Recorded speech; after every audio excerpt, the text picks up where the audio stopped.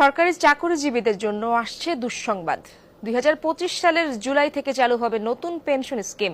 Budget বক্তৃতায় স্পষ্ট করেছেন অর্থমন্ত্রী। দীর্ঘদিন ধরে পেয়ে আসা সুবিধা হবে কাটছাট। সরকারি চাকরি প্রত্যাশীদের মধ্যে এরই মধ্যে তৈরি হয়েছে হতাশাও।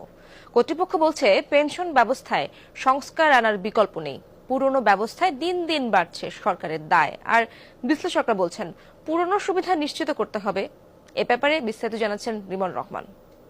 স্যান্ডেলিনা সো, রূপচর্চায় আভিজাত্য। ঢাকা বিশ্ববিদ্যালয় থেকে সদ্য স্নাতকোত্তর পাশ করেছেন রাকিবুল ইসলাম। চাকরির প্রস্তুতিতে এখন শেষ হচ্ছে তার বেশিরভাগ সময়।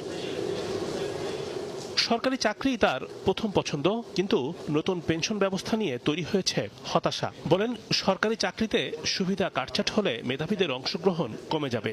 এই যে 5-6 বছর পড়াশোনা করেছি, সরকার আমাদেরকে ইনভেস্ট করেছে, তো আমাদের তো দেশের প্রতি হচ্ছে কিছু করার একটা দায়বদ্ধতা থাকে। তো সেই দায়বদ্ধতা আমরা যখন কোনো একটা সরকারি চাকরিতে যোগদান করতে পারি বা সরকারি প্রতিষ্ঠানে যোগদান করতে পারি, তখন আমাদের জন্য, দেশের জন্য, দেশের মানুষের জন্য কিছু করাটা আমাদের জন্য ইজি হয়। নতুন সংস্করণ, এই সংস্করণে হচ্ছে এই পেনশন অনেক কিছু কাটছাট করা হয়েছে, অনেক সুযোগ সুবিধা লেস করা হয়েছে, যেটা আমাদের জন্য অবশ্যই সংখ্যাজনক, যেটা আমাদের জন্য অবশ্যই আমাদের চিন্তার বিষয়।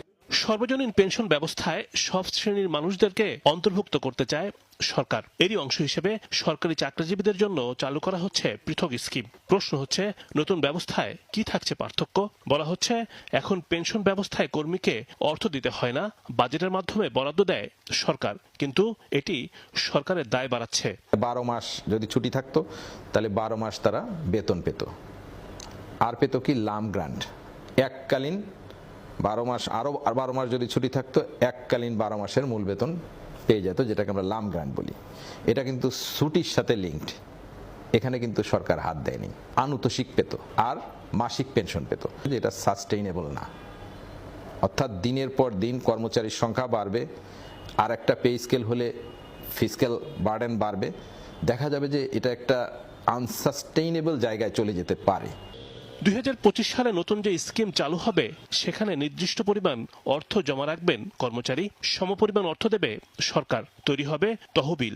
সেই তহবিলের অর্থ বিনিয়োগ করে লভ্যাংশ পাবে সবাই। তবে অবসরের পর কর্মচারীরা এককালীন যে অর্থ পেতেন, তার নতুন ব্যবস্থায় পাবেন না। তাকে একটা নির্দিষ্ট পরিমাণ প্রতি মাসে দিতে হবে, সরকারও একটা নির্দিষ্ট পরিমাণ প্রতি মাসে দিবে। এই দুটো মিলে তার প্রত্যেকটা কর্মচারীর একটা কর্পাস হিসাব হবে। সেই কর্পাস হিসাবে বিনিয়োগ লভ্যাংশ যোগ হবে, যোগ হয়ে দিনের শেষে যে পরিমাণ টাকা তার ফান্ডে জমা হবে, তার ভিত্তিতে তার অ্যানুইটি বা মাসিক পেনশন নির্ধারণ করা হবে। প্রশ্ন ছিল, সরকারি চাকরিজীবীরা অবসরের পর কত বছর সুবিধা পাবেন? যিনি কর্মচারী, উনি বেঁচে থাকলে আজীবন পাবেন, যতদিন বেঁচে থাকবেন। উনি 100 বছর বেঁচে থাকুক, উনি পাবেন। কিন্তু তার নমিনি পাবে ওই 75 হইতে, তার বয়স 75 হইতে যে যতটুকু বয়স বাকি আছে ততটুকু সময়ের জন্য। সকলের জন্য গ্রহণযোগ্য হয় এমন পেনশন কাঠামো তৈরি করা দরকার।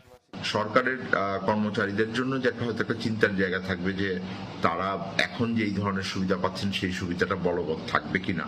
কন্ট্রিবিউটরি ফান্ড কালেক্ট হবে, এই ফান্ডটাকে কিভাবে বিনিয়োগ করে একটা ভালো রিটার্ন পাওয়া যায়, যেটা থেকে এটার অর্থায়ন করা যায়। এইটা যদি নিশ্চিত করা না যায়, তাহলে সরকারের যেই আর্থিক চাপ, এটা দিনে দিনে বাড়তে থাকবে এবং সেটা হয়তো রাষ্ট্রের পক্ষে ব্যয়টা নির্বাহ করা সম্ভব হবে না। পেনশনের জন্য প্রতি মাসে জমা দেওয়া চাঁদা কর রেয়াতের জন্য বিবেচিত হবে, আর মাসিক পেনশন বাবদ প্রাপ্ত অর্থ হবে আয়কর মুক্ত। রিমন রহমান, যমুনা নিউজ, ঢাকা।